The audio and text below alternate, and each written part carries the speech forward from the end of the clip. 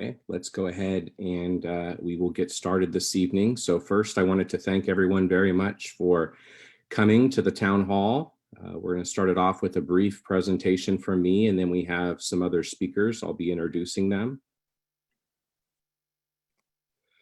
So just some housekeeping things I wanted to talk about. You've probably noticed you can't unmute yourself. That's on purpose to avoid accidental disruptions. With 100+ people in a Zoom, it can be real easy for folks to maybe think they're muted and accidentally disrupt the rest of the group. So we are going to be using the Zoom chat for questions. So you can go ahead and write your questions in the Zoom chat.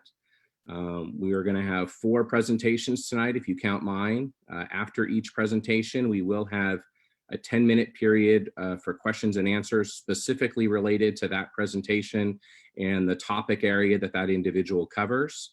And then we will have additional time at the end for additional questions and hopefully some answers too. I would ask that questions stay somewhat on topic with the subject matter that's going to be covered this evening. We're not here to talk about COVID-19. We don't have any representations from any representatives from public safety that are here. And so we're going to avoid those kind of questions this evening. If there's interest, I can certainly work with the sheriff to do a similar town hall in the future for public safety. But tonight will be focused more on residential and commercial development, road and transportation projects, and economic development in the South County. So this meeting is being recorded and live streamed. So if for some reason you have to jump off, you'll be able to catch it later on my Facebook page.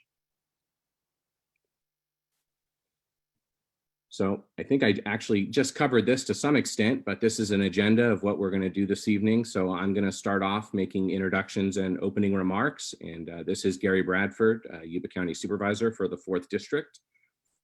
Then we're going to hear about residential and commercial development, and Kevin Perkins, the manager of Yuba County Planning Department, will be giving that presentation.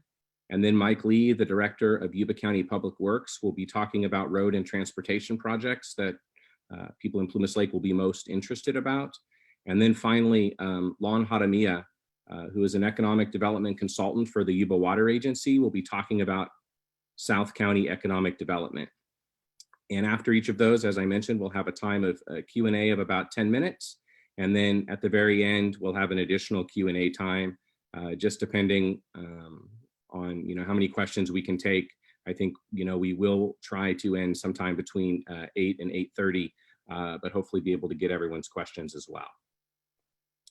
So for those who maybe don't know me, my name's Gary Bradford. I am the supervisor that represents the Plumas Lake area as well as some other areas, and I'll show you a map of that in a little bit. I've lived in Plumas Lake since 2005.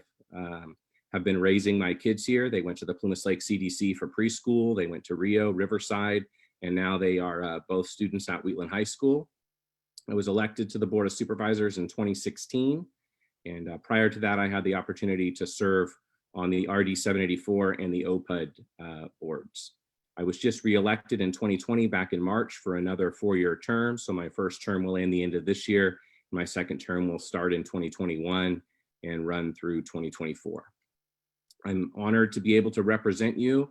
There's a few things I'm very passionate about. So those are communication, making sure that you can talk to me about concerns and issues that you have, and that I can share with you what's going on in the county and get your feedback. Transparency is tightly related to that. I want to make sure you know what's going on. And then economic development.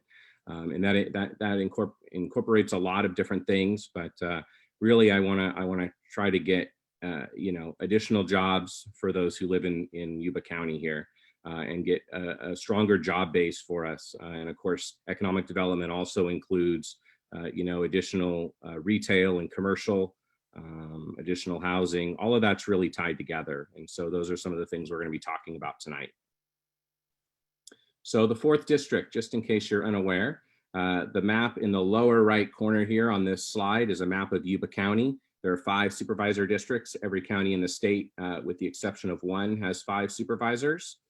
And the districts are broken up based on population. So they're all about the same population size. So that's why they vary in physical size. District 4 is at the southern and southeastern part of the county. On the larger part of the map, it's kind of the area in yellow. It's about 150 square miles, second largest district in the county. You'll see Plumas Lake over here on the left side in Arboga. And then Wheatland is the other major population center in the district. It also includes Beale Air Force Base, Camp Far West area, and actually all the way up and a little tiny bit of Smartsville. So it's quite a large district with a pretty diverse population as far as people's various concerns and what they're interested in with respect to the county and the services they receive. So one thing I just wanted to talk about briefly, and it might be mentioned later as well, this actually doesn't fall under the jurisdiction of the county or is my role as a supervisor, but I know people in the community will be very excited to hear about it, and we've gotten a lot of questions about it. So the Olivehurst Public Utility District oversees parks in the Plumas Lake area, as well as provides water and sewer for our residents. And just about, I think about a week ago, actually a little under a week ago, they released a design for the community park that will eventually be built in our community. So where will that park be? We get that question a lot. So this kind of over here on the left is a 100-acre parcel that has 3 different owners. It's a little bit south of the fire station and the other side of River Oak. So this is Kensington and Pembroke here, kind of in the cobblestone area. And right here along the edge, that's River Oaks. So this is on the west side of River Oaks. It's a 100-acre parcel. OPUD owns 25-ish acres right here, which is where they will build the community park. The Plumas Lake Elementary School District owns about 25 acres right here in the upper left of the area, where they will eventually build a middle school. And then the Wheatland Union High School District owns 50 acres, so half of the land, and that is where they will at some point build a future high school. So I know it's too small for you to see this design of this park, but it's got a lot of great things, huge grassy area for community events, you know, baseball and softball, a community center, all those kinds of things. I'd be happy if anyone wants to reach out to me afterwards. If you haven't seen it, I can provide the PDF to you via email, and that would probably enable you to get a better look at it. But the next question on everyone's mind is probably when it's going to be built. And I will just let you know that every house that's built in Plumas Lake pays what's called development impact fees. And so that's something paid by the builder. Of course, they include that in the price of the house, so they pass it on to the buyer. But those help fund infrastructure in the community. And so every house pays about $7,000 towards parks in our community.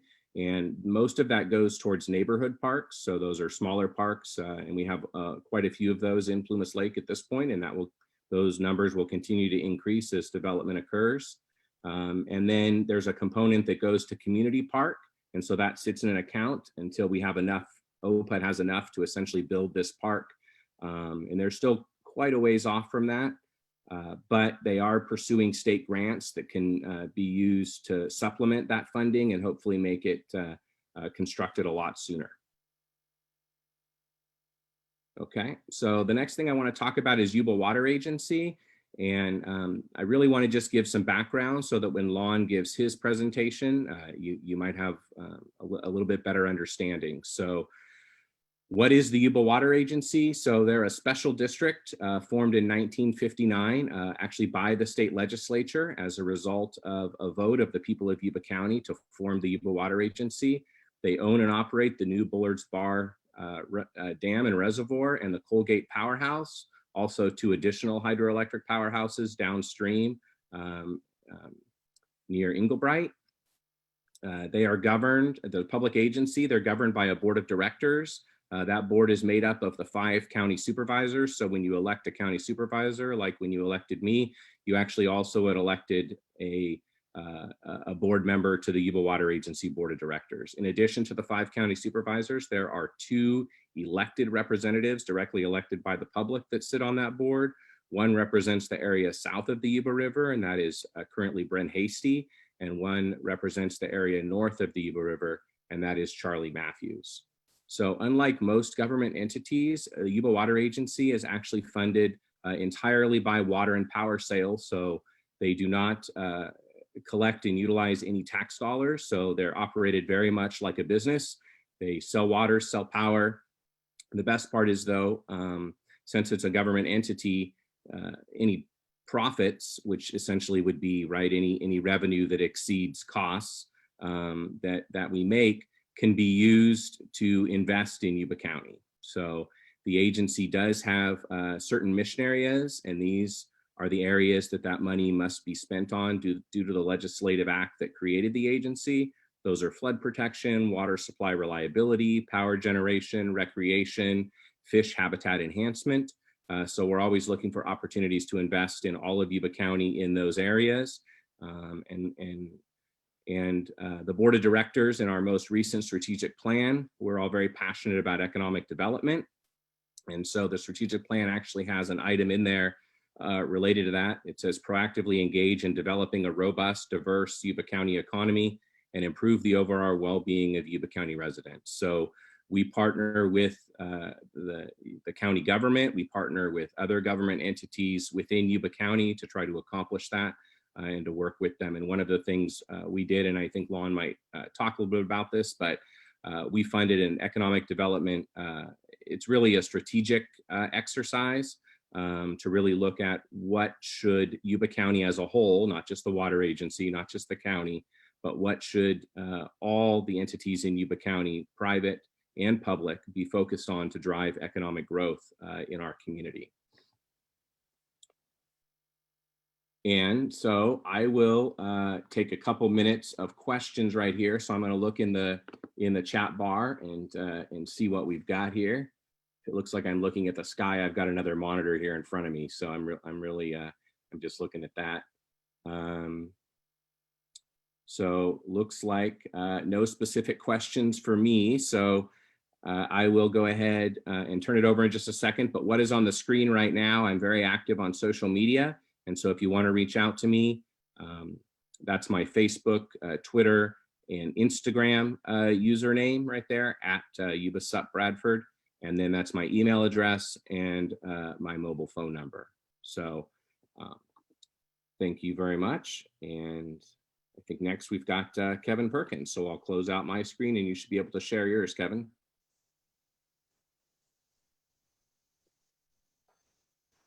All right, is everyone seeing this PowerPoint okay? Okay, so again, my name is Kevin Perkins. I'm the planning manager here at Yuba County. Before I start, I do want to thank Gary for the opportunity to speak to everyone tonight on the development that's happening and that's planned in Plumas Lake. I think it's fun to be able to have this online forum given the social distancing and all the other things in place right now that prevent us from being able to do this in person, which we typically do. So I'm pretty excited about getting in front of you guys today to talk about everything. Just a little background. Planning is part of community development here at Yuba County, and we're in charge of all land use related matters. And what land use related matters are, anything related to property in the county, doing something, building houses, putting new commercial, that type of stuff is governed by my department. So what I'm intending to do tonight is to speak to you about kind of where we are right now in Plumas Lake. It's going to start with where we came from, how we got to where we are, and then I'm going to go through the different areas right now that are planned for both residential and commercial development to give everyone kind of an idea of what's going on. A lot of times my department gets calls from people asking, hey, what's going on this property? I heard there's a gas station going in here or a grocery store going in over here. Is there any truth to that? And so I really plan on speaking to those types of things today. So I'm just going to jump in. Also, I might go through some of these slides a little quickly. Please, if you have any questions, enter them into the chat room, and I can take a little bit of time after the presentation.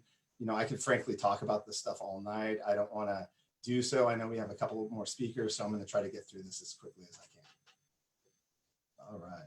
So this first slide that we have is just basically kind of a background as to when Plumas Lake actually was adopted. So the concept of Plumas Lake actually started in the early 90s here in Yuba County. And the specific plan was adopted in 1993. Effectively, what a specific plan is, it's a special area that has its own unique zoning and own unique requirements in the county. So to cover economic growth, housing growth, commercial growth, those types of things, infrastructure, et cetera. So the plan was adopted in 1993, but as most of the people who live out there know, the construction and the building of Plumas Lake didn't really occur until the early 90s.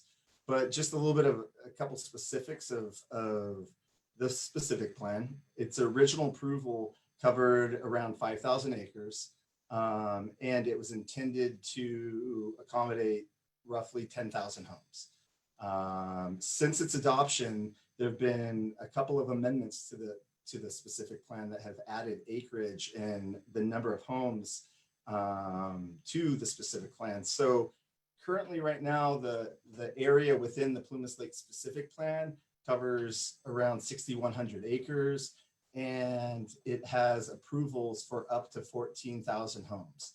And just to kind of give you a frame of reference on what 14,000 homes looks like in terms of population, typically the number 2.9 people per home is used to determine the amount of people that live in a home. So, based that 2.9 times 14,000, you get a little bit over 40,000 people that could be living in Plumas Lake sometime in the future if all the planned development is realized.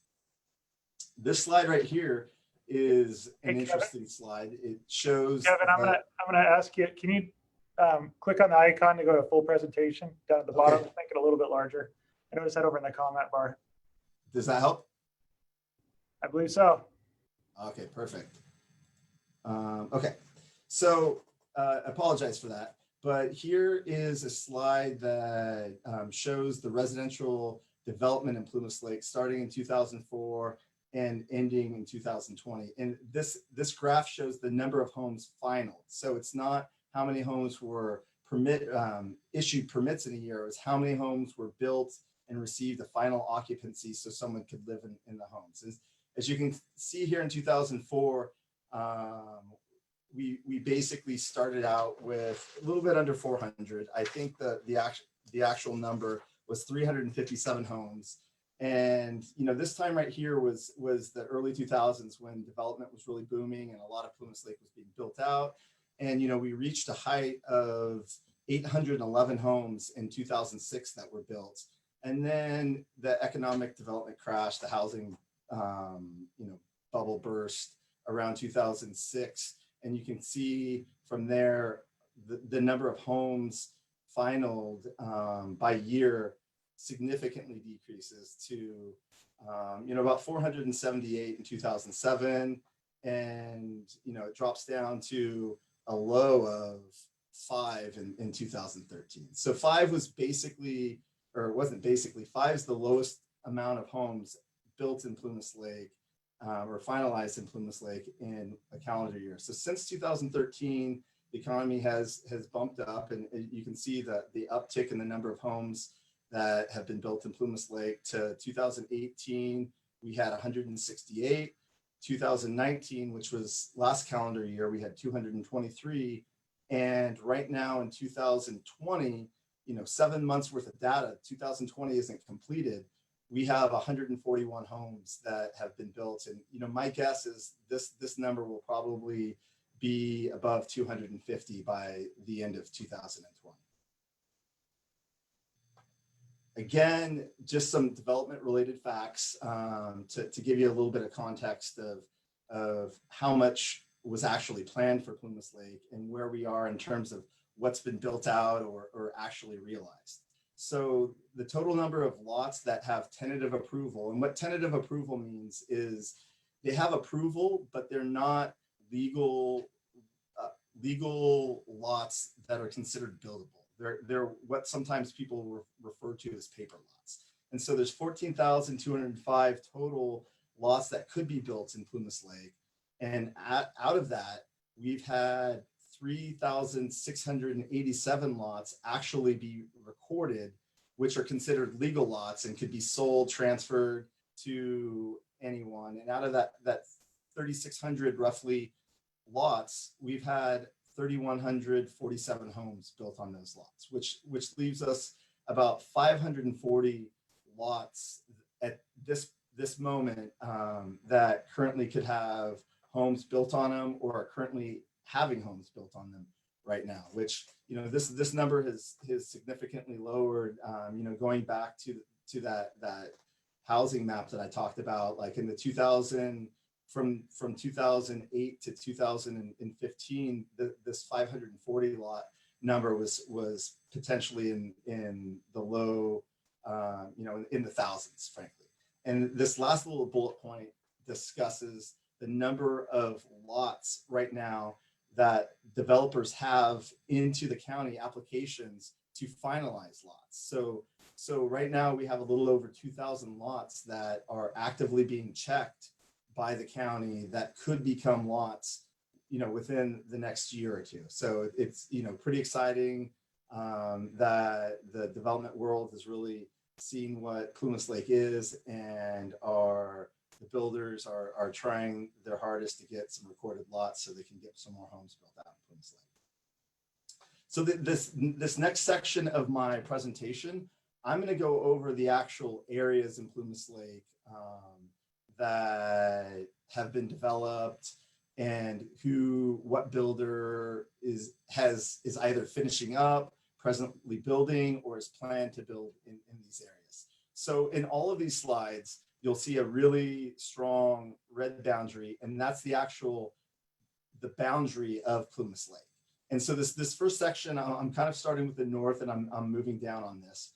I believe they've pulled their final permits in the Wheeler Ranch subdivision, but K. Hovnanian has been building in the Wheeler Ranch subdivision, which is north of what people typically consider as like the heart of Plumas Lake, which is the River Oaks Boulevard, Plumas Lake Boulevard, all of that area. So this area is a bit north of that.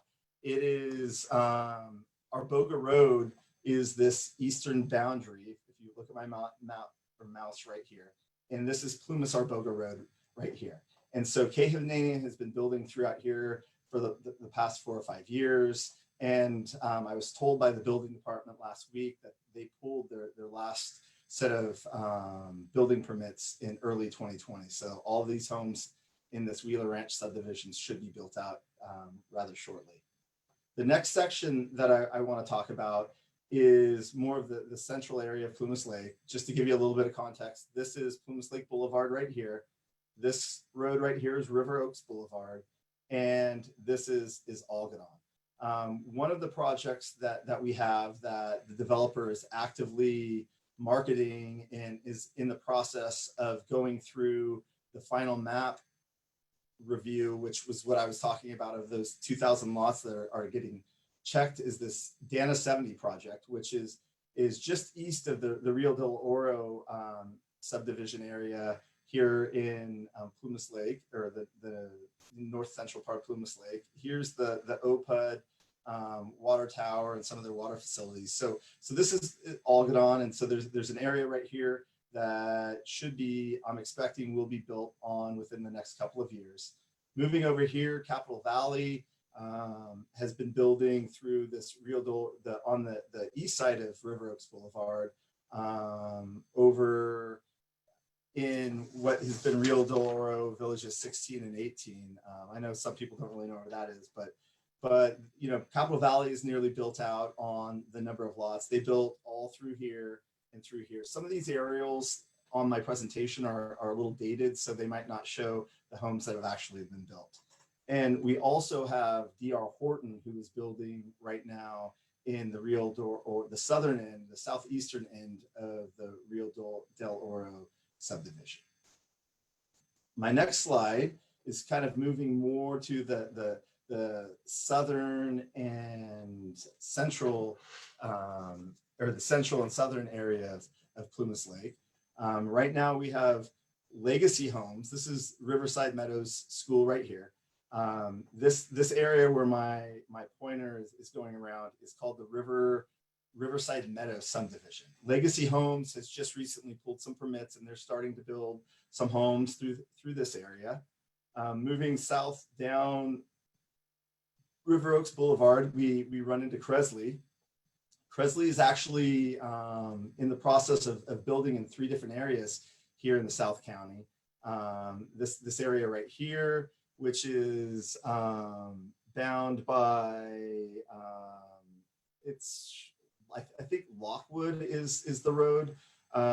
Once you get here, getting back up here, Legacy Homes, it's Cimarron. If you guys want to know what road that is, it's Cimarron right up here. Lockwood is basically gets you right down in this area, and Cresley's building throughout here right now, and they're planning on building west into this area as well, and they're building here on the southern portion of this specific plan.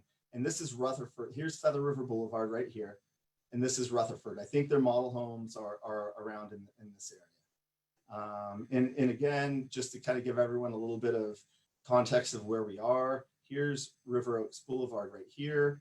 Here's Highway 70. This is I said River Oaks, but I meant Feather River Boulevard, excuse me. This is the Feather River Boulevard interchange right here. And we have Lennar that's building in 3 different subdivisions up through here. This is what they call their River Oaks East. This is what they call their River Oaks North. And this up right here is what they call North Point. And again, all of this is on the east side of Highway 70. This is the western boundary or the eastern boundary of the specific plan. And this is where the railroad tracks are, right along here. And Chalice Creek effectively heads north to service these lots up here that Lennar is building. And to the south of the Feather River Boulevard right here, Richmond American Homes is in the process of purchasing some lots where they plan on building through this area right in here. And this subdivision where I'm moving my mouse over is called River Oaks South. And I'll go into a little bit more detail on River Oaks South here in a little bit in terms of some of the commercial sites that we have here in the county. But we are excited that River Oaks South should be, people should start seeing homes being built over in here within the next year. The developer of this project is actively working on getting lots recorded. They expect this first phase where Richmond American Homes is looking to build should be recorded in September, or at the end of this month, September 2020. So that's pretty exciting as well. So this next section of slides that I go through, I want to go through areas that we that have entitlements that I think in the next 2 to 5 years we might see some development going on. And again, this area right here, this area south, this is the Wheeler Ranch subdivision still. And Wheeler Ranch, when they started building the subdivision, they did it in phases. They did this southern phase down here, which Kay Hovnanian has built on and is done building. And then there's another phase right up here to the north. And this is what they call Wheeler Ranch North. And just a little context, I believe this is Ella right here. And over here to the east is McGowan Parkway. So we're looking for some homes potentially to go in this area in the next few years. A couple of the other bigger areas that we have that haven't been developed is right here. This line right here is Feather River Boulevard.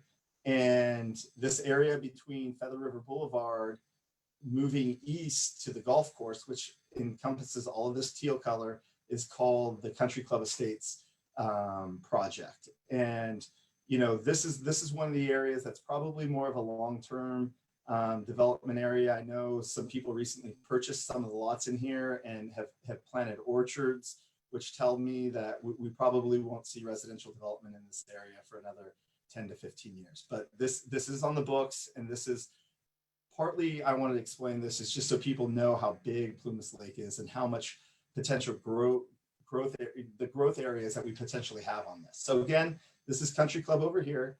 this is the golf course.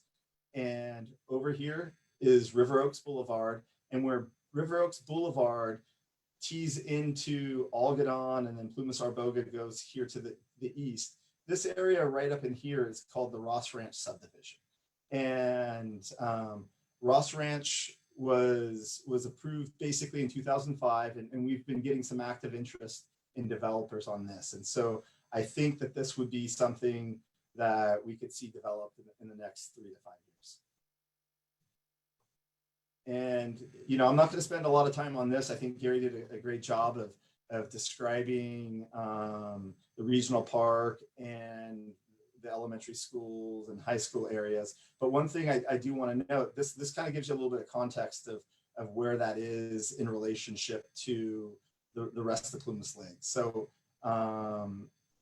as you can see right here, the fire stations is over here, and above the proposed park is some areas that will have some homes built on here, and we expect homes to be built on over here. Also, in the future, we expect KB to continue their cobblestone development, which is located over here. And as I mentioned earlier, Legacy Homes is building over here, and we expect this Riverside Meadows subdivision to be built out in the next couple of years. Moving on to this southwestern area, this is again Feather River Boulevard is right over here, and there's quite a bit of an area that in I believe it was 2008-ish, there was an addition, one of the additions I talked about in the beginning of the plan, this Bear River addition to Plumas Lake, and this area has a mix of housing, some commercial, some multifamily housing down here, and some office space. So, you know, this is an area that I don't anticipate being built on anytime in the next 3 to 5 years. But again, I just wanted people to see how much area we do have to grow in Plumas Lake. So these next few slides, I just want to give, you know, one thing that my department gets a lot of calls on is commercial development. Hey, where's the commercial in Plumas Lake? Why don't we have, you know, more commercial going on right now? And so the intention of this slide is to show you that we do have sites that are zoned for commercial that just haven't been developed yet. You know, starting up here, again, this is the Wheeler Ranch subdivision. This is Arboga Road. We have a few acres right up here that are zoned for commercial. This area, this is right here is where basically the Walgreens is and the Stop and Shop gas station. So all the property south of Walgreens and the gas station is zoned commercial until you get to the residential homes right here, and everything north of on the east side of River Oaks Boulevard and north of Plumas Lake Boulevard right here is zoned commercial. And then we have quite a bit of area right here as well, which is located off of Plumas Arboga Road. You get access to this area as well. That all of these areas are zoned for community commercial, which allows for grocery stores, shopping malls, retail centers, et cetera, et cetera. So we have quite a bit of land. You know, hopefully soon we'll start to get some commercial development coming out here in the county. One thing of note, here shortly, right here. So again, to kind of orient you, I know this slide really isn't that great visually, but where my pointer is right down here is where the Walgreens is. This is where the northern Plumas Stop and Shop gas station is right here. And we have plans that have been submitted to the county for a Chevron gas station on the north side, just north of the Plumas Stop and Shop on Plumas Lake Boulevard. So that should start construction sometime here in 2020. So this is moving down to the southern part of the county. And we do have a couple of areas. Again, this is highway to orient to everyone. This is Highway 70. This is Feather River Boulevard. Right here is River Oaks Boulevard. Right here is where the southern Plumas Stop and Shop is. But just so everyone knows, the remainder of that parcel, there was a map done. So all of these are existing commercial properties that are getting advertised for sale that, you know, at any point someone could come in and put a commercial development in on this right here. And over here in this River Oaks South subdivision, we have 2 commercial properties that will be finalized here at the end of September. And we do have a gas station. Both of these commercial properties are in contract right now, and there's a proposed gas station going on one. And I don't know, I was told that it's either going to be a fast food restaurant and or some sort of coffee drive-through on the other one. So, you know, again, don't quote me on that. That's just what the developer who owns the property has mentioned to me that they think is going to get built on that. So we haven't seen plans. That's just what I've been told on that. So that you know, again, that kind of covers up covers most of the actual Plumas Lake area. But one thing that I do want to talk to people about is this is talking about the South County and areas close to Plumas Lake as well. And one of the things that I wanted to show you was some of the areas in our general plan that, you know, are planned for more economic development, commercial development, and job growth. And in the 2 areas that I really want to speak on to end my presentation is one, the sports and entertainment zone, where the Hard Rock and right up here on the northern end, and the Sleep Train Amphitheater here is on the southern end. This is Plumas Arboga Road, and this is 40 Mile Road right here, and this is Highway 65 that runs along here to orient everyone and give them their bearings. But you know, this area right here where my mouse is going, all through here is actually the sports and entertainment zone. And this, in 1998, the Yuba County voters voted on a land use designation for this area to help attract businesses and entertainment related businesses to Yuba County by creating this zoning with that's geared towards entertainment. And that's why these 2 facilities are here right now. This area over here isn't part of the sports and entertainment zone, but in our general plan, and basically to not take too long to explain what a general plan is. The general plan is basically like a 30-year vision of where the county plans on growing and how. And the last time we updated our general plan was 2010. And in 2010, this area right in here, even though it's right now currently in ag production, we have a general plan designation of employment. So we're looking at some point in time to have some employment over here. And on the east side of Highway 65 is what we call the employment village, which was an area that the county looked for future growth, maybe some sectors that could provide jobs and other different technology things that could support Beale Air Force Base on a private level, and also, you know, any sort of other business that would potentially want to relocate in Yuba County. This land has the general plan and zoning designation to be able to do so. So that effectively ends my what I plan on going over. You know, I know it was a lot. I hope that I made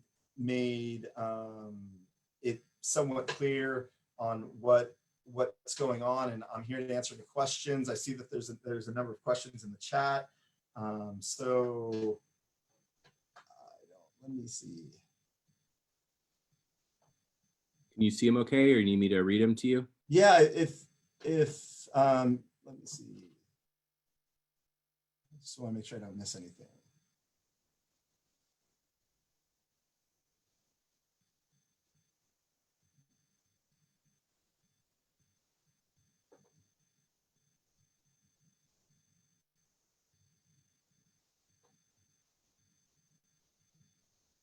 So there's a question about the tipping point for Plumas Lake to incorporate. You know, that's probably not something that I could answer at this time.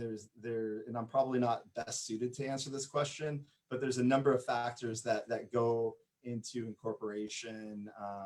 There needs to be a number of jobs, different things of that nature. So I'm not going to be able to really answer that I'm not going to be able to answer when will the measure on the middle school be on the ballot again.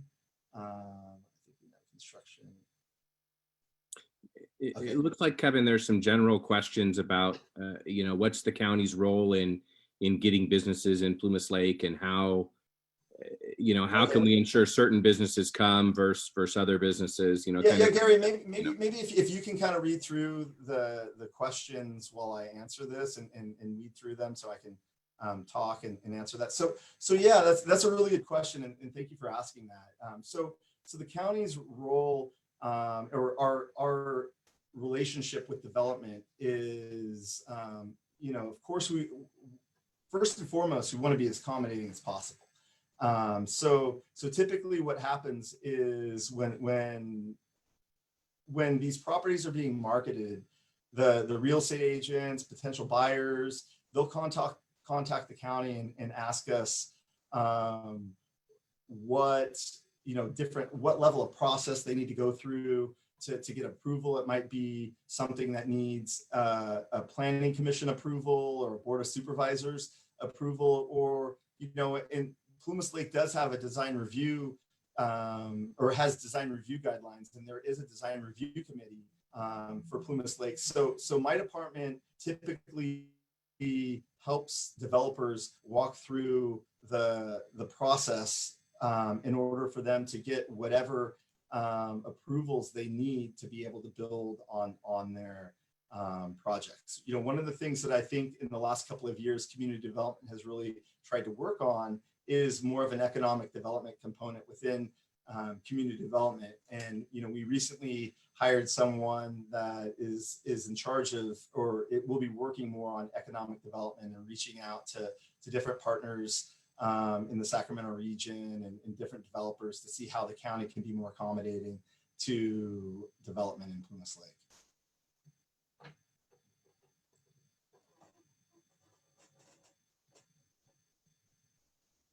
So do we get a question a lot, probably the number one thing that people in the community ask for, and I've mentioned this to you before, is a grocery store, right? And so I don't know if you know it off the top of your head, but I know the larger grocery chains, they have some specific numbers that they look for before they would, maybe as far as population or rooftops, before they would want to build, a grocery store in Plumas Lake. Obviously, some of the smaller chains might have numbers lower than that, but my understanding is it's really just a numbers game, and every rooftop we build gets us one closer to a grocery store. So I don't know if you have any comments on that, or if there's anything else we can do. I know the county rolls out the red carpet for anyone that's interested in even talking about putting a grocery store here, but ultimately, right, it comes down to, does it pencil out for them and does it match their numbers?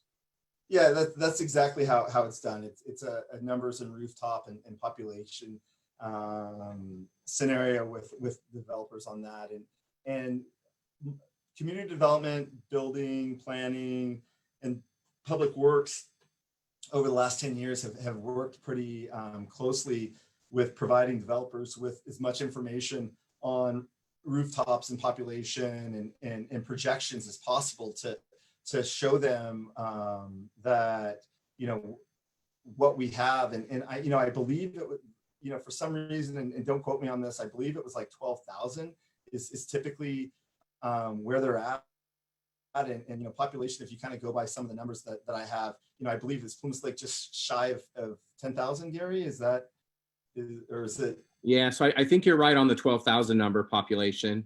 I'm not really sure. I know the south part of Plumas Lake, I think, is probably close to 7,500. Okay. And so if you include, Arboga and North Plumas Lake, obviously you bump that up even higher. Yeah, exactly. And the last substantive conversation that we had with a developer that was trying to recruit a grocery store, we actually went out and ran numbers through North Arboga, the East Linda area, and the Olivehurst area to show, like, I don't want to say regionally within South Yuba County, the numbers that we have that would be potentially shopping at a grocery store. So, based off the kind of numbers game and where we're at, like if housing continues to move at, the roughly 250 to 300 homes that I expect that, barring any sort of change to our economy, that I expect we're going to see in the future, that coupled with the number of lots that are in the process of becoming recorded, legal, buildable lots, I could see the number being there in 2 to 3 years. But, hopefully it happens sooner. And my department and I know community development is trying our best to do whatever we can to help facilitate that. So there is a question related to, and I'm not sure if you can answer this, it might depend on the grocery store themselves, the particular chain. But, you mentioned as far as population, we know we kind of included, Olivehurst and part of Linda area when we were, trying to persuade grocery stores that, hey, there's plenty of people here for you to build. Is Wheatland included in that too, or is it just too far from a distance standpoint? Again, I remember the map going to the north. I don't really remember it going out to the east as much. And Okay. Part of that was probably based off of the ease of traveling down Highway 70 from the northern areas to get to Plumas Lake, opposed to going from, having to go some of the side roads to get to Plumas Lake from Wheatland. But it was, if I remember correctly, and again, one thing I do want to mention is my email address is on the Yuba County Planning Department's website. And if there's anything that I don't get a chance of answering tonight, or if anyone has any follow-up, please email me and I'll gladly get that information to anyone. But I don't remember it going east to Wheatland when we did that work.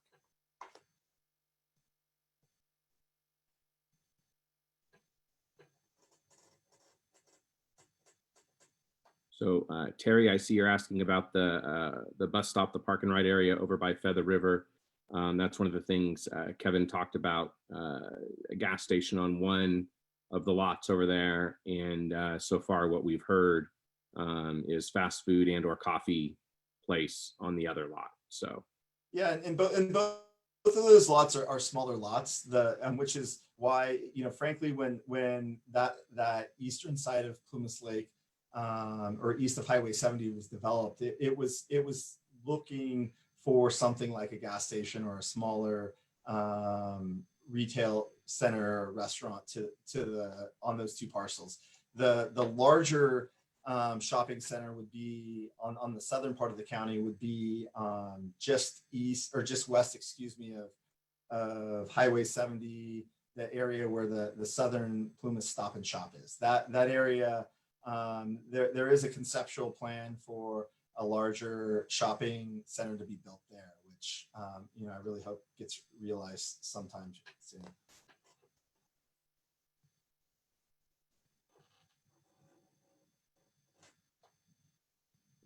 okay. Kevin Mallon is saying the commercial development site selectors typically use a radius to determine suitability of a site for retail. So he provided some information in the chat. We're also getting some questions in the chat related to transportation projects. So I'll answer one of those, and then the Q&A is pretty much done for your presentation at this point, Kevin. So I'll answer one of these transportation questions, and then I'll turn it over to Mike Lee, who that's pretty much the topic that he's going to talk about. So some of these others will be answered then. So the question is a bridge across the river over into Sutter County. No immediate plans to do that. It is something that we've had some initial conversations with Caltrans about. Any connection from Plumas Lake over to Highway 99, is certainly 10, 20 years out. But it is important to have those conversations now and start looking at that potentially being a project in the future. So it is a really important project based on some of the things you're going to see in the next two presentations. I think you'll see why connecting over to Highway 99 through Plumas Lake really makes a lot of sense for the future of South Yuba County and our connectivity to Sutter and to the Bay Area and really and their connectivity up to us and everything that we hope to be happening here in Plumas Lake. So with that, I'll go and thank you, Kevin, very much. And if there's time at the end, we'll certainly take some additional questions. But for now, I will turn it over to Mike Lee from Public Works.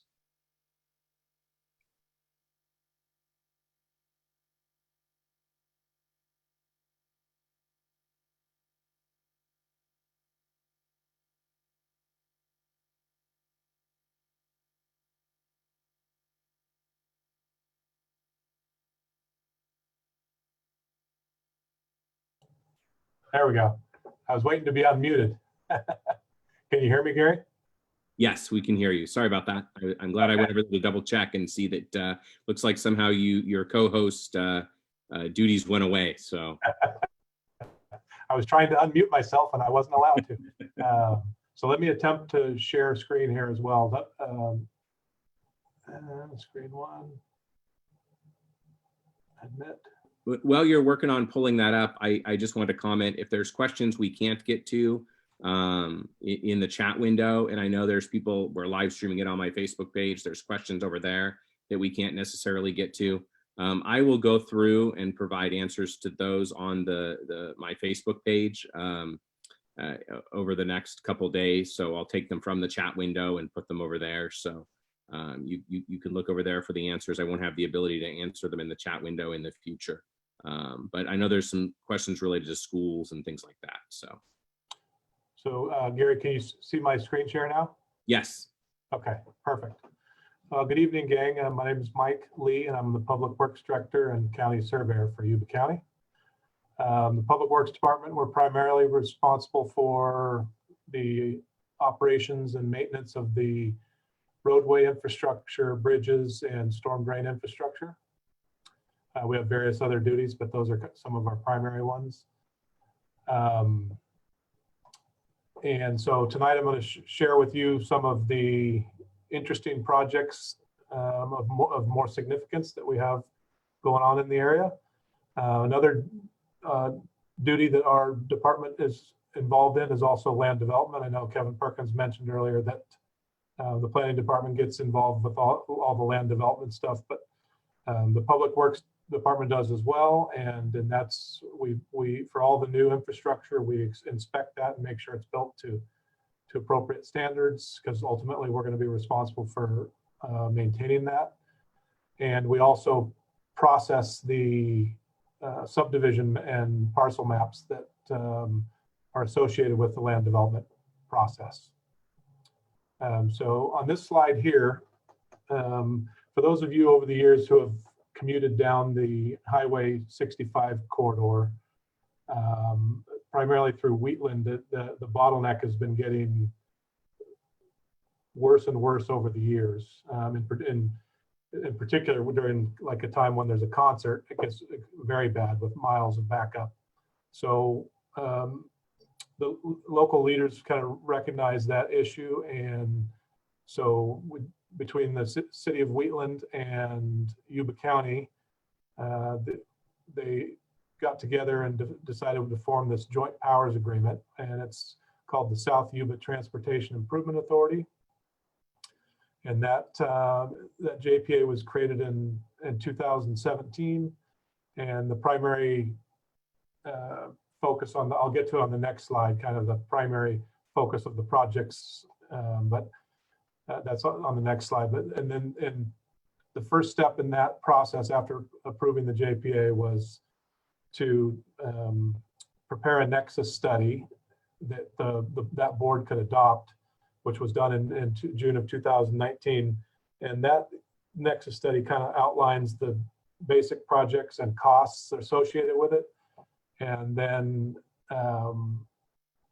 using that nexus study, we can set up an impact fee program on new development. So each new home and commercial property that's developed will pay us a certain fee toward this impact fee program. And those fees can be used over time to design and construct these major infrastructure improvement projects that are needed in this corridor in the South County. So the brown region on the map here that I'm circling is the area that is affected by this impact fee area, and it's essentially south of the Yuba River. So where we're at in this process, I know it's going to be a long process because this is a major, we're talking lots of dollars throughout for the entire impact fee program. It's $250 to $300 million to build all the infrastructure needed. So it's going to be done in steps. But the first step that we recently embarked on is we're calling it a comprehensive implementation strategy, and that's going to be done with the help of a consultant, and basically will help outline the different pieces of the project, where the major interchanges are needed, and then propose the best phasing of the different projects, and so on and so forth. Kind of give a roadmap for the JPA board to work with going down the road.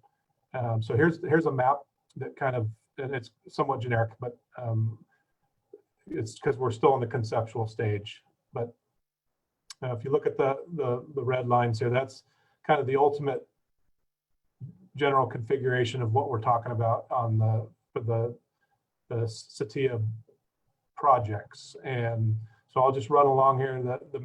Here's this path here is what we're kind of calling the Wheatland Bypass. So on the south end, it ties in where the Lincoln Bypass is ending, kind of near Sheridan, and then would bypass Wheatland on the east side, tie into Highway 65 near South Beale Road with a new interchange at South Beale Road, and then this segment here that's going to run through the sports and entertainment area, we're calling it the Highway 6570 connector. Well,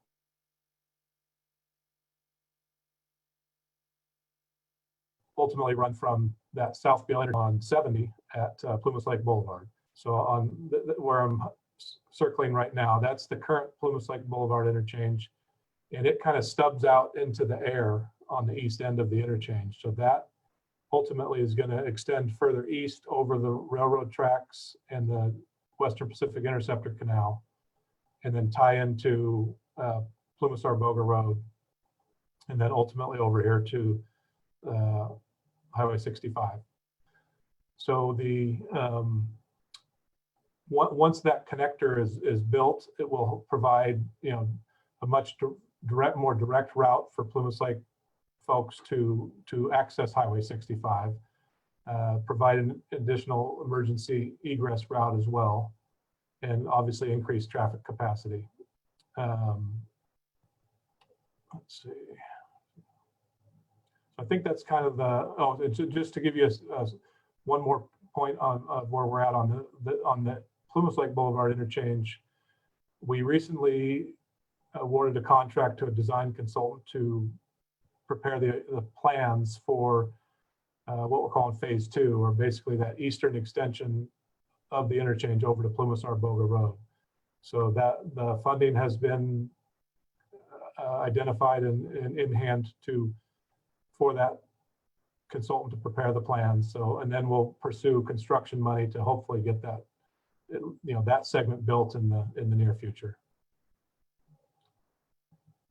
So moving on to some other regional projects of note. River Oaks Boulevard extension, that will essentially tie the Plumas Lake area into the North Arboga area. So on the north end here, this is Arboga Road. So that would be extended further south and tie into basically Algodon Road here, where it currently east of the Ross Ranch subdivision that Kevin Perkins was talking about earlier. So then that would greatly enhance, north-south flow of traffic from Plumas Lake northward into Arboga. So that is a project that's been on the books for a while. It's part of the Plumas Lake Impact Fee Program. So it's just, we had to jump through all the hoops and go through the environmental process and the right-of-way acquisition. And then once we have adequate impact fees collected, then we can pursue the construction phase of that. Another significant project is the OPUD Force Main Sewer and Water Project. And that's basically to bring utility infrastructure down into the sports and entertainment employment village area, which is down right down here is where the Hard Rock Casino is, and then the amphitheater. So one of the inhibiting factors of development in this area is sewer and water infrastructure. It doesn't exist down there. So OPUD is currently in the design phase of some of these improvements, and then once that the design is complete, then have to pursue construction monies. But that's going to be a huge, once that infrastructure is completed, I think it's going to definitely open up future development in this area, and so it's going to be a big win. Ostrom Road, I know, as some of you, in particular, Beale Air Force Base folks that commute from Plumas Lake over to the base, I think a lot of them use Ostrom Road. So many can attest that's not currently in the best of shape.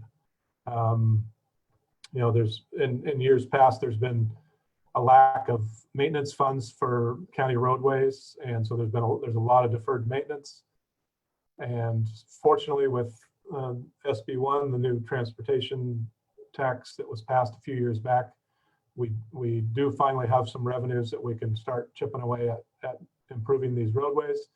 But with the huge deferred maintenance backlog, it is going to take time to catch up.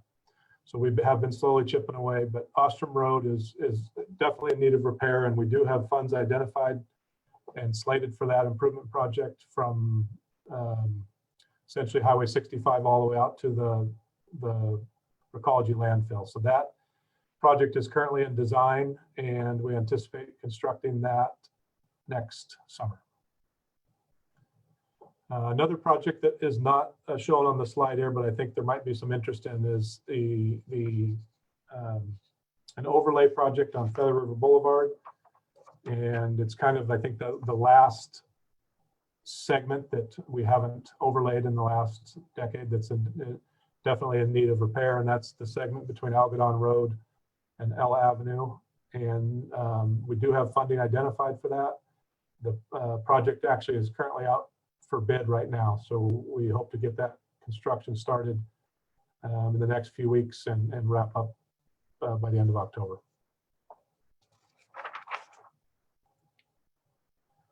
And let's see, moving on to my last slide here.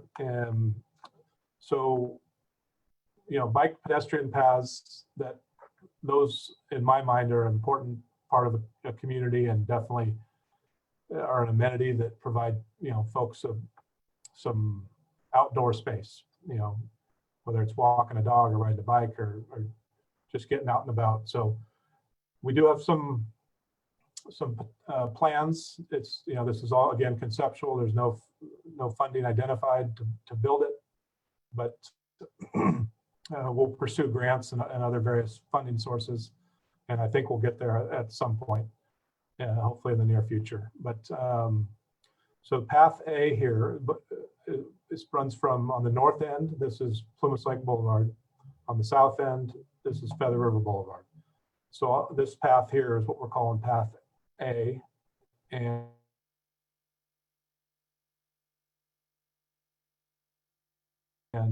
it's essentially the west side of the highway, and that's called Algodon Canal. And just on the west side of that canal is and paralleling the canal is where that proposed path is going to be built.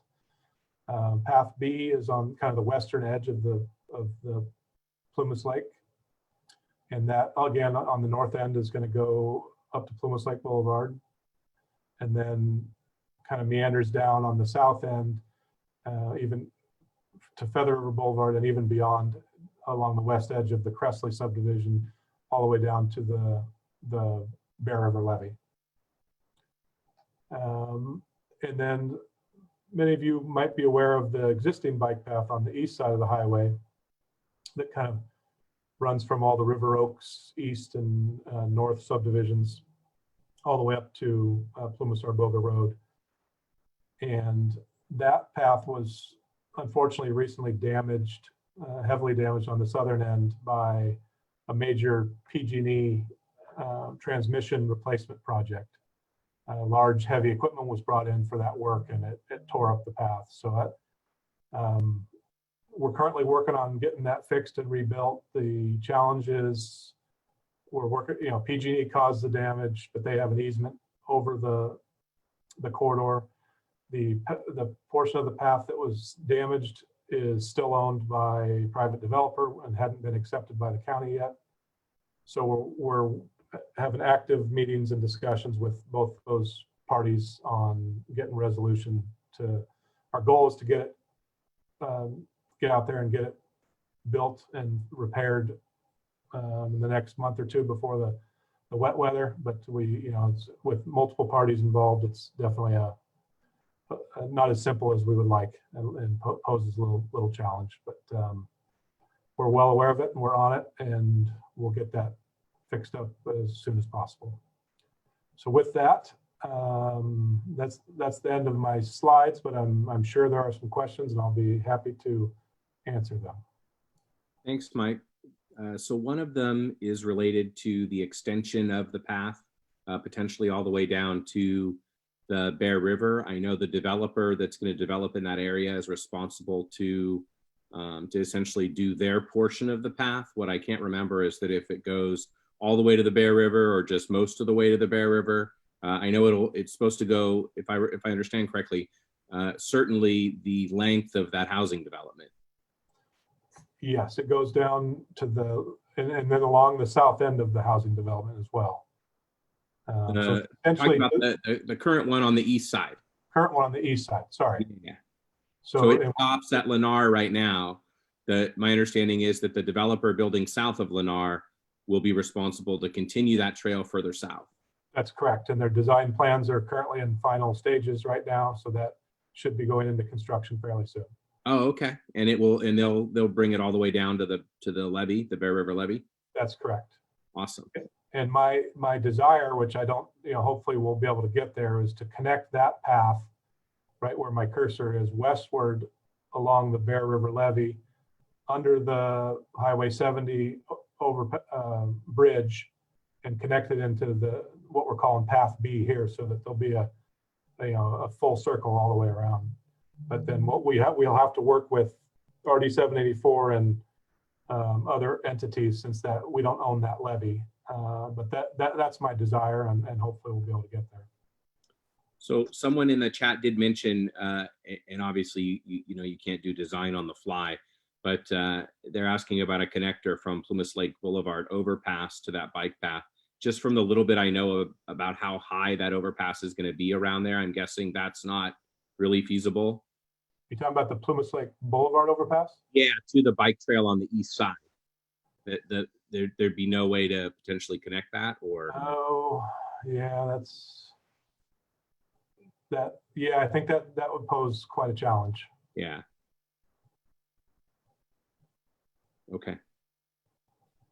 We've got a question on here about a pedestrian bridge connecting the east and west near the middle school. I think that's a great idea. I know funding would be an extreme challenge for getting a pedestrian bridge across Highway 70. Maybe in the future, some kind of grant funding for that. Those are tremendously challenging, yes, because trying to find adequate funding for road transportation projects is a challenge, let alone a multi-million-dollar bridge just for pedestrians. Yeah, the individual that mentioned it mentioned for ease of maybe getting to the middle school. Of course, long term, that's not the middle school, but I assume, and this is probably more of a school district question, being that that's the school that's further south, it probably, once it reverts to an elementary school, probably would serve the east side as their elementary school. So I guess that something like that would still make sense. Yeah. So There's also some questions. I know you did talk about this, plans to connect Highway 70 and 65.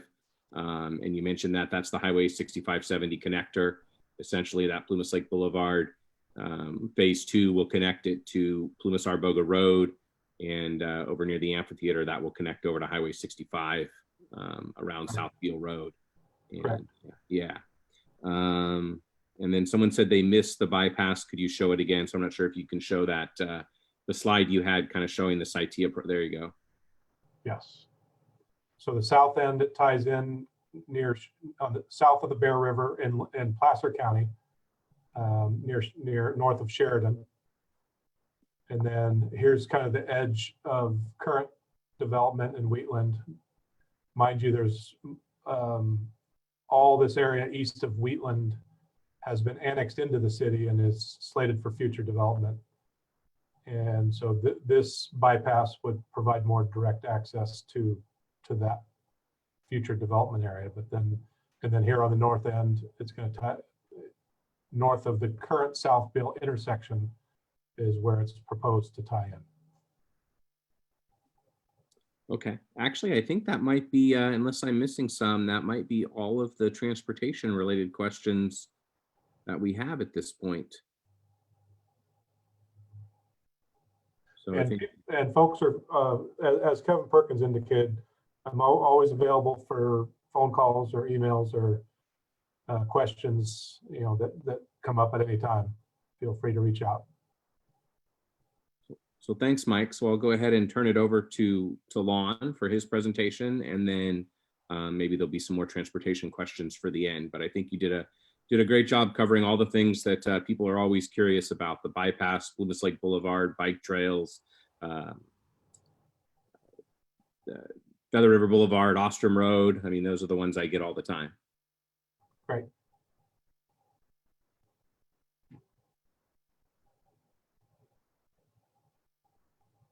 So Lon? Gary, I guess I'm all ready to go. Can you see my presentation? Can everyone see it?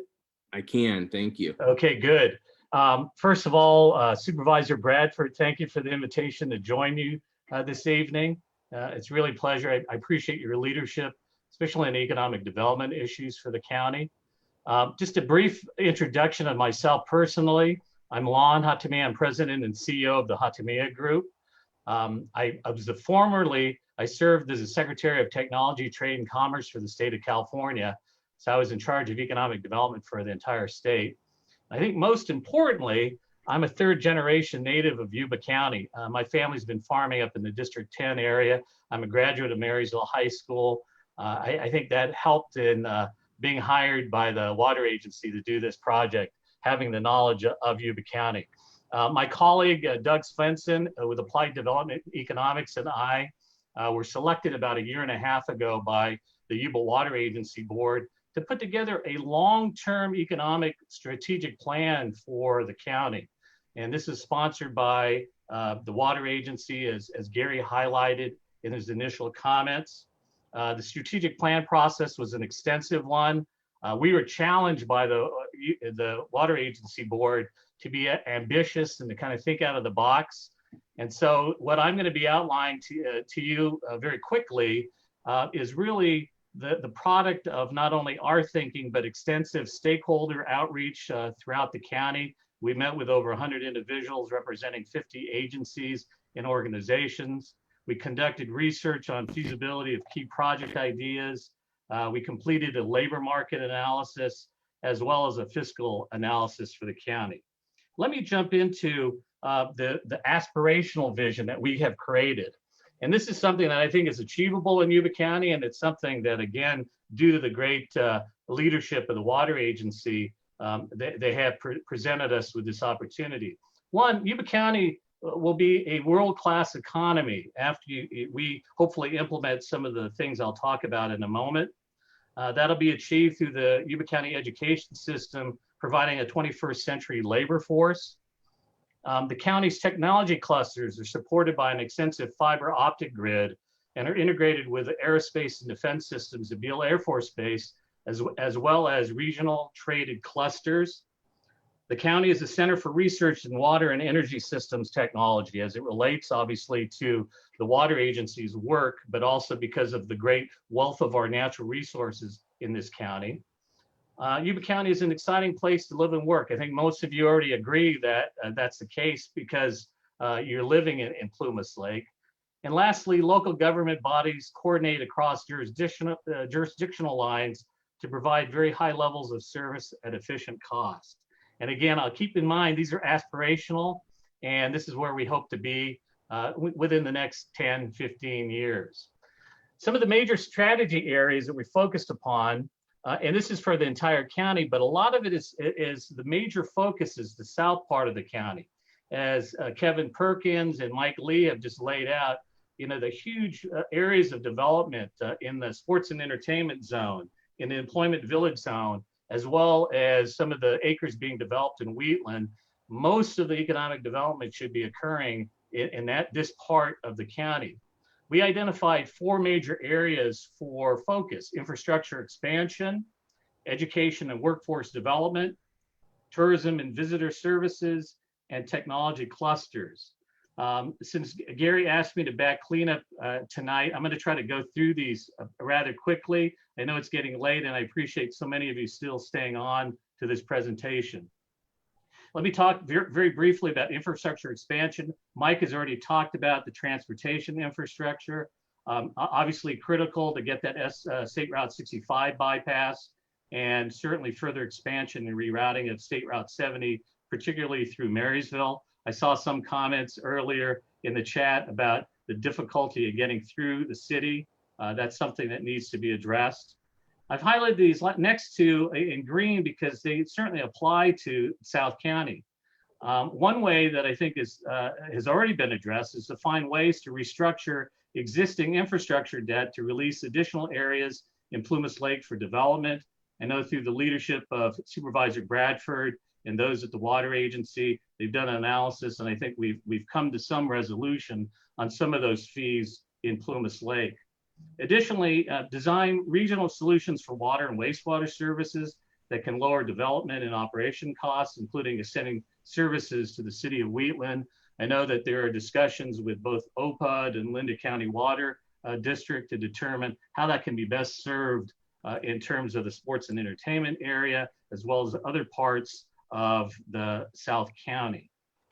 I mentioned education and workforce development. This is critical for any economic development effort in any area, but especially in Yuba County. One action is to develop avenues to invest in enrichment programs for local schools, beginning with supplemental STEM. STEM is science, technology, engineering, and math curricula orientated towards water resources. Secondly, assist school districts to replace water fixtures to improve water efficiency, thereby freeing funds for other programs.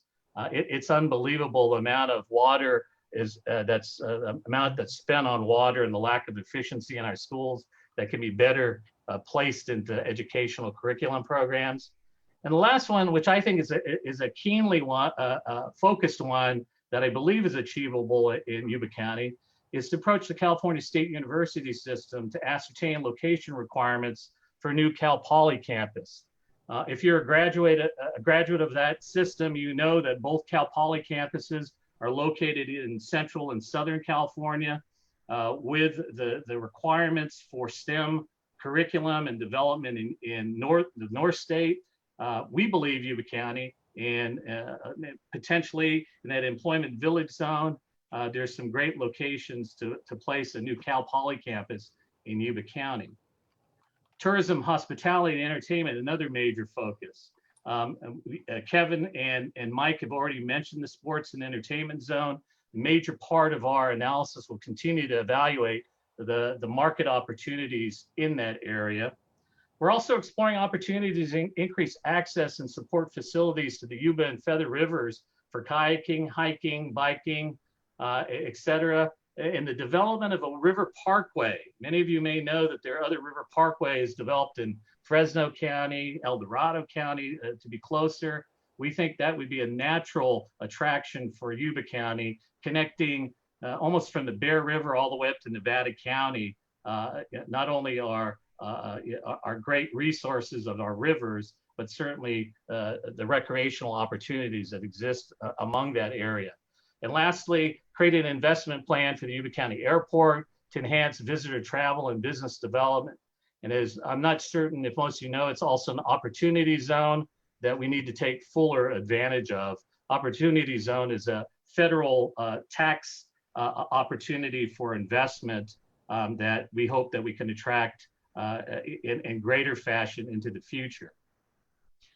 Technology cluster is another one that I believe that we can focus in on. It has really not been developed in the county to the extent possible. I know the county planning department is currently performing an assessment of the existing broadband infrastructure in Yuba County to determine where fiber optic lines are available and the level of service. I know during this pandemic, many of us are working from home, and so broadband and bandwidth is so critical. We need to ensure that it's covering the entire county. I think Gary just mentioned he got some new broadband service in Plumas Lake, and we hope that that can be provided for everyone throughout the county. That's going to be critical as we move forward in attracting technology clusters. Another very important one is to evaluate Beale's Federal Center of Excellence in Reconnaissance Technology and related industry needs. I'm going to touch upon it in a minute about our emphasis on Beale Air Force Base and the opportunities that result from there. I wanted to mention some initiatives with high catalyst potential for South Yuba County. I talked about the River Parkway planning. That's really critical, tying into what Mike just talked about in terms of the new bike pass. There's a lot of opportunity to create recreational potential there. State Route 65 bypass is also critical to getting people in and out of the county in a more efficient basis. Again, Beale technology needs collaboration. I'll talk about that in a minute. Also, a fiscal analysis of government services consolidation and a possible Marysville annexation. And then a sports and entertainment zone market analysis that we're currently in the middle of. And Kevin Perkins did a nice job of showing you where that is located and where there may be many opportunities for additional growth beyond just the casino and the Toyota amphitheater that's currently there. We also provided a fiscal analysis most recently, which we reported out to the Yuba Water Agency Board in July.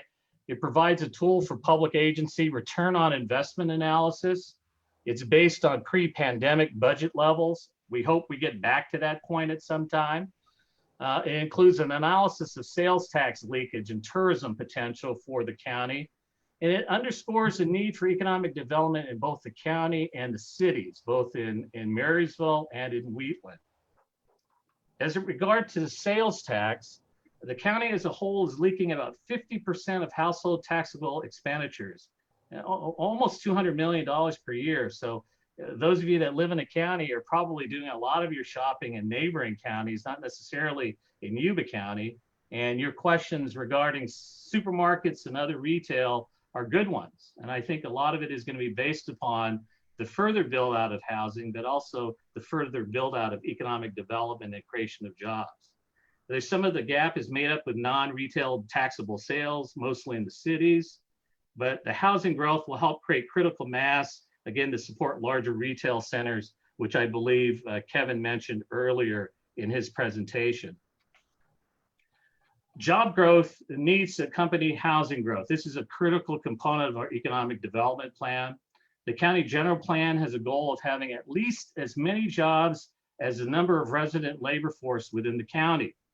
Currently, there are about 30,900 workers and only 17,900 jobs in the county, leaving really a large gap, about 13,000 jobs. If we can get some of those back into the county, that'll have a major impact, not only in the fiscal impact upon the county, but certainly on the attraction of other businesses and retail.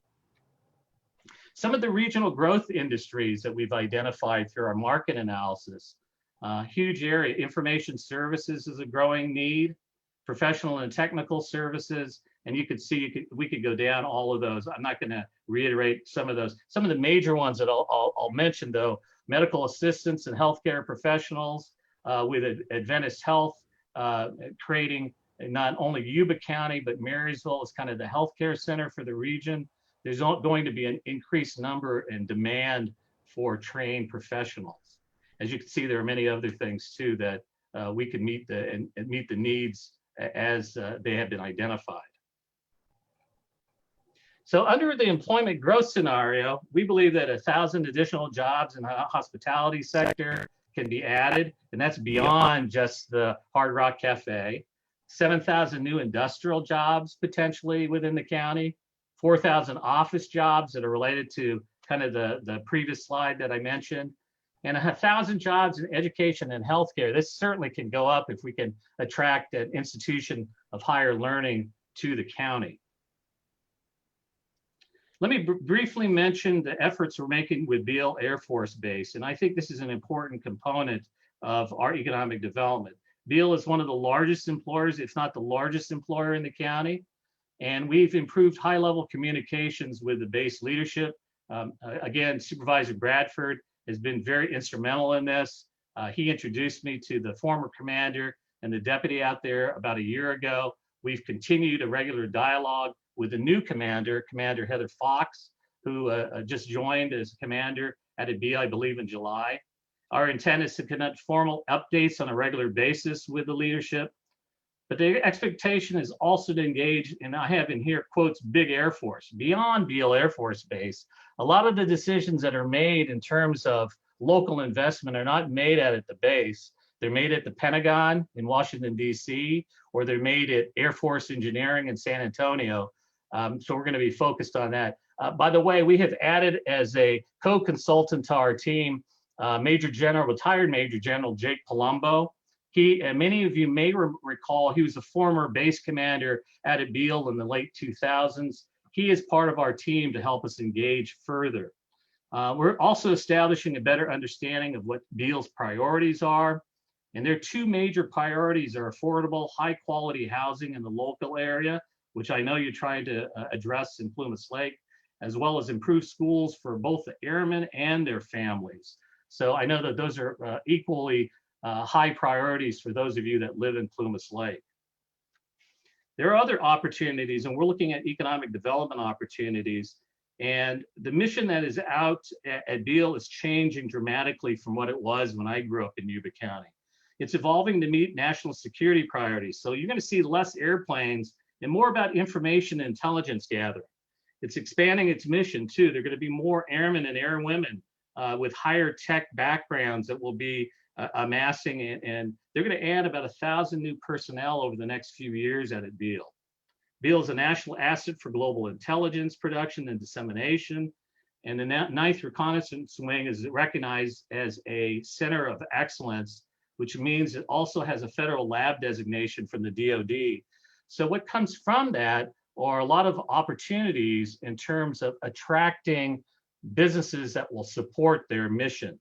And some of those are in high-tech clusters, multispectral sensors, artificial intelligence, machine learning and cognition, and down the line. And it's, again, where science and technology merge, getting to the future faster. That's happening in our backyard here in Yuba County. We need to ensure that the companies that are supporting the aerospace and defense and even intelligence, artificial intelligence, and information companies are not based somewhere else, but based in Yuba County, creating higher paying jobs to fill the housing that you're going to be creating, both in Wheatland, but also in Plumas Lake. And so that kind of ends my formal presentation, but our overall theme is planning for sustainable prosperity. So as I mentioned in my first comments, we're focused on an aspirational mode to look at an ambitious plan, but a realistic plan. And it's one that's going to take not just a plan that will be set on a shelf, but one that can be implemented in quick order over the next 5-10 years. And I think it fits well with some of the transportation planning and certainly the housing planning that's already been discussed this evening. So again, it's a pleasure to join you this evening. I'm most pleased to be able to assist my home county in coming up with this ambitious plan. Supervisor Bradford, thanks so much. Thank you very much, Lon. Doesn't look like we have too many questions about the things you presented on. Certainly a lot of comments about lack of retail in Plumas Lake and Yuba County in general, and that our sales tax dollars are going everywhere as other places. As County Administrator Mallon pointed out, one of the good things is that all the shopping that we do online, that money does come back to Yuba County. So that's a positive. Certainly, I think the county hears what everyone is saying about the sales tax leakage to other areas. And, you know, we would love to have more commercial here where people can spend their money locally. And we'll continue to roll out the red carpet whenever we have that opportunity. I think you've seen there's lots of places for businesses like that to locate in Plumas Lake. We just need to get the population up to where those businesses are interested.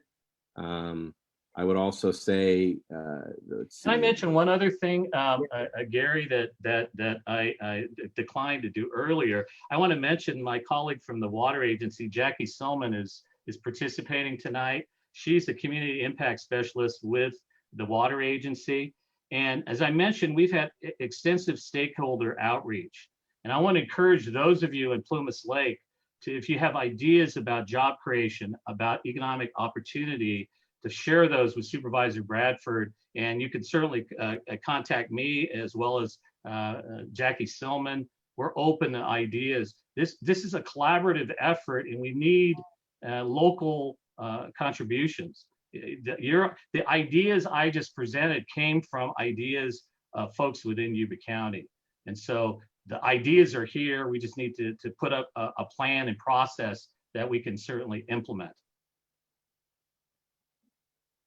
Thank you. So a couple of people have made comments about the size of Wheatland compared to Plumas Lake, and Wheatland having more retail. I think, you know, I think that's a couple different reasons. You know, one, I would say some of that retail developed at a different time. And a lot of those places are mom and pop shops as well. But the other is, you know, it's fairly expensive to build in Plumas Lake from an infrastructure cost standpoint. Wheatland, you know, has a lot of infrastructure already in place. Here we do not. That is one of the things we're working on. Lon mentioned earlier about it, and I think some of you have seen my posts on Facebook about how we are working to lower levy impact fees in Plumas Lake. That is on both commercial and residential development. So kind of a two-pronged approach. If you could lower the cost to put in commercial, they're more likely to come. And if you could lower the cost of housing, get more housing, right? That's a driver for more commercial. So we're working hard on that.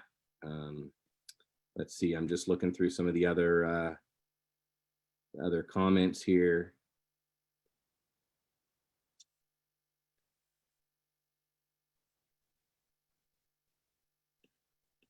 I don't know if anyone else sees anything. Kevin Mallon's been doing a great job of answering some of the questions in the chat.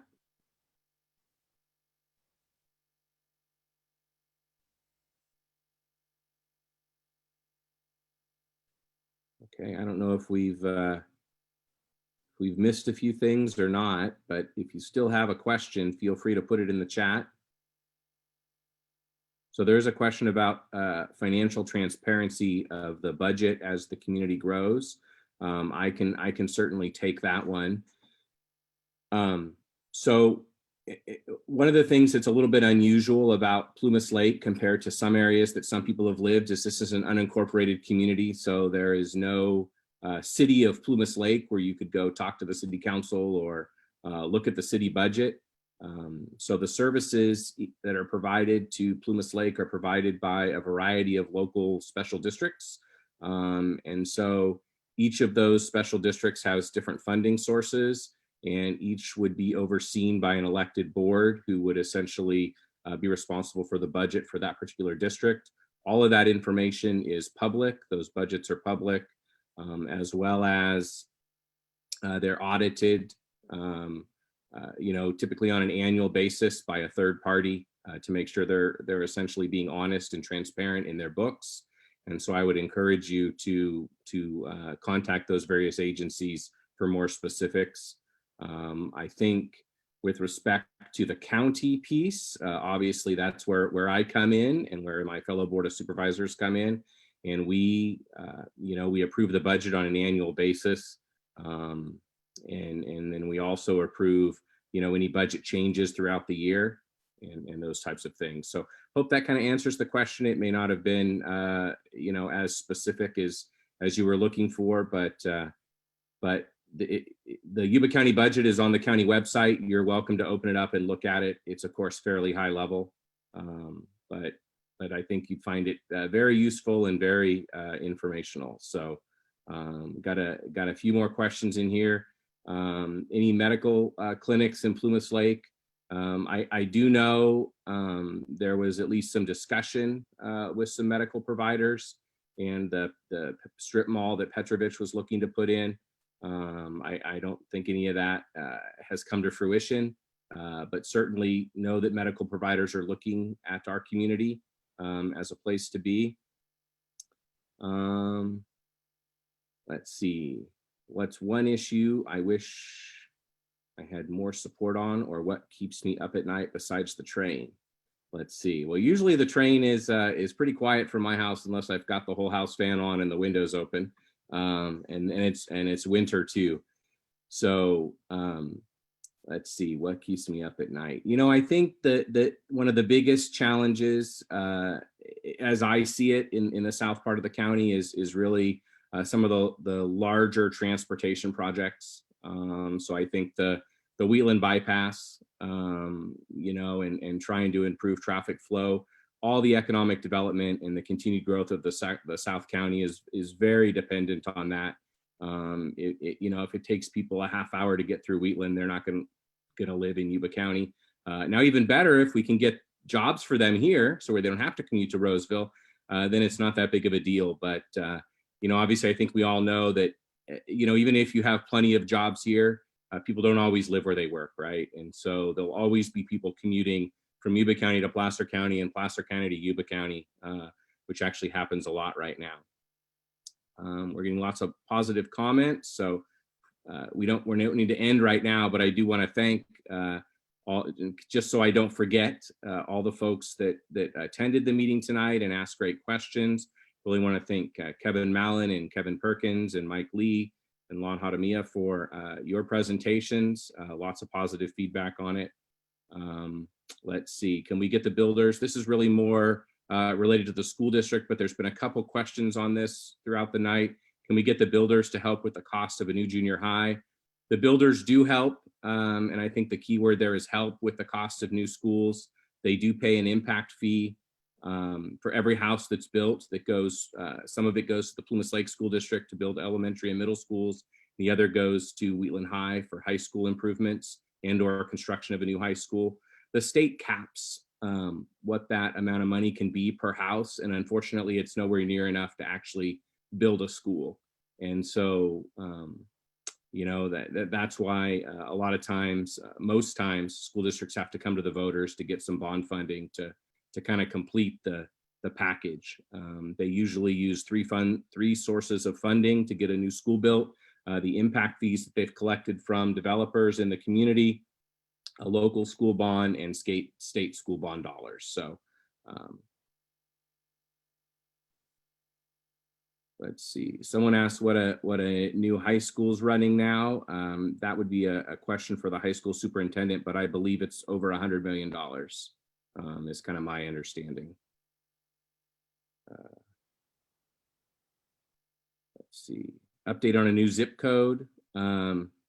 As some of you may not know, but shortly, actually, while I was running for office, one of my issues I campaigned on was trying to get Plumas Lake our own zip code. I worked with the post office for about 3 years to try to make that happen. It was initially denied. I appealed, slow, long, lengthy process. Unfortunately, at the end of the day, it was denied. And there's no current appeal process, anything else I can do. It really boils down to the post office uses zip codes for mail delivery, and the rest of the world uses them for a lot more than that.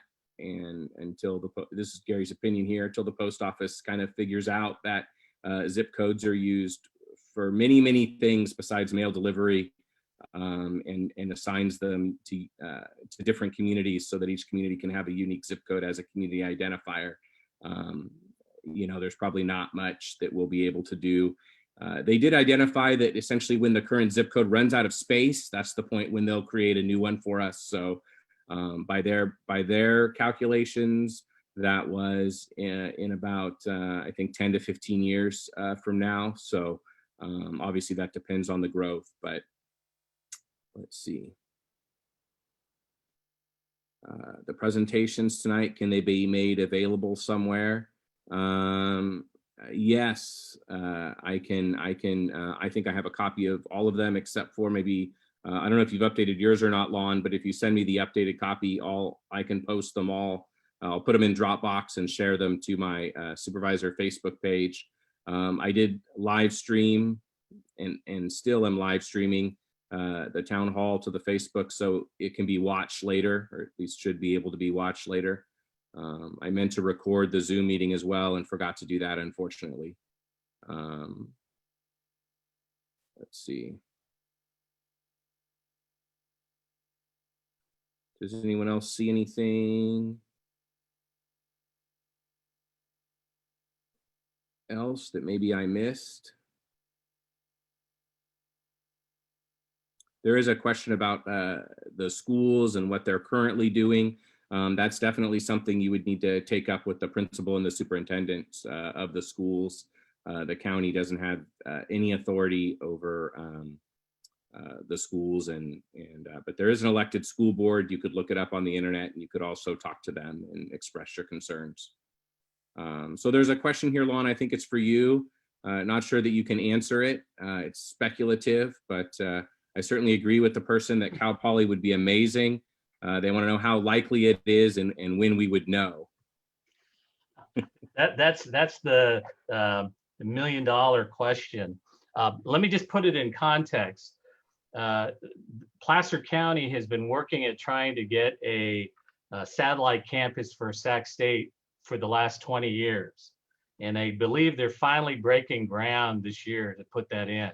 I talked to the administrators at CSU Sacramento about that and how, Yuba County residents could benefit from that. So it's a long process, but Cal Poly, and I think a lot is going to be dependent upon the changing demographics, the number of students, the need. And so I think we'll have to take a look at that. This is certainly not the financial or fiscal time to be exploring new campuses. So it may have to wait until we get beyond, obviously, the economic crisis that we're all facing. Okay, I do see a question here that I can provide a brief answer to, and then I don't know if either Kevin or if Mike has something to add to it, or even you, Lon, if you can share anything else that maybe I miss here. But the question is, anything we can do as a community to get things we want and need quicker, what can we do?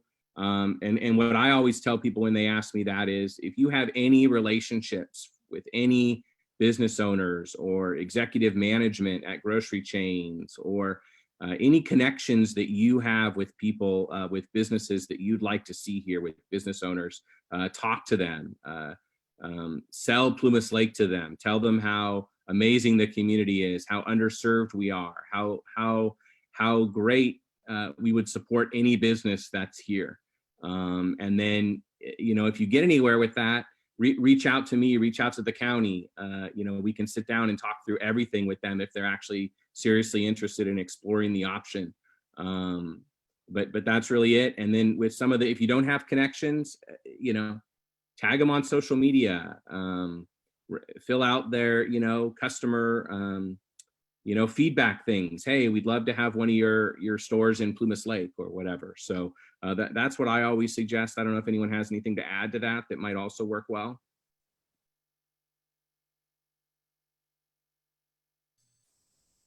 Hey Gary, this is Kevin. I completely agree with you. I think that's the best that people can do, or residents can do at Plumas Lake, is exactly what you said, and just let them know that they can always call community development. We're extremely user friendly, and we do everything that we can to help developers get their projects off the ground. And Gary, if I could just add, I've done a number of consulting projects for a number of these retail businesses across the country, but certainly across the state. And they use very specific formulas. So they're looking at numbers and they're looking at potential growth.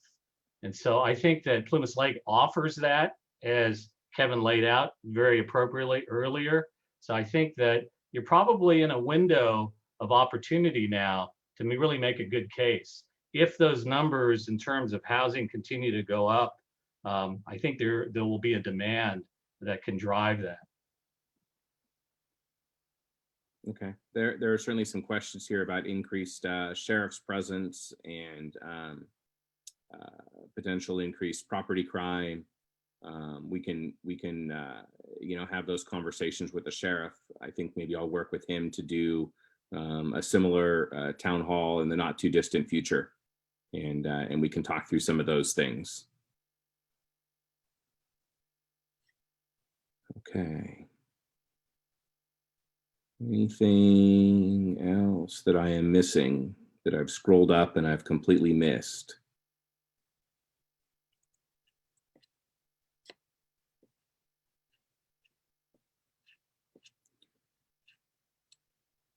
Okay, I think if nothing else is coming in, then I think we're gonna go ahead and call it a night. And so again, I really appreciate everyone who participated from the community and all your great questions. And I definitely thank those from the county and Lon for all your help and for kind of helping me put this on and providing all the great information. So anyway, I hope everyone has a great night, and thank you very much. Thank you, Gary.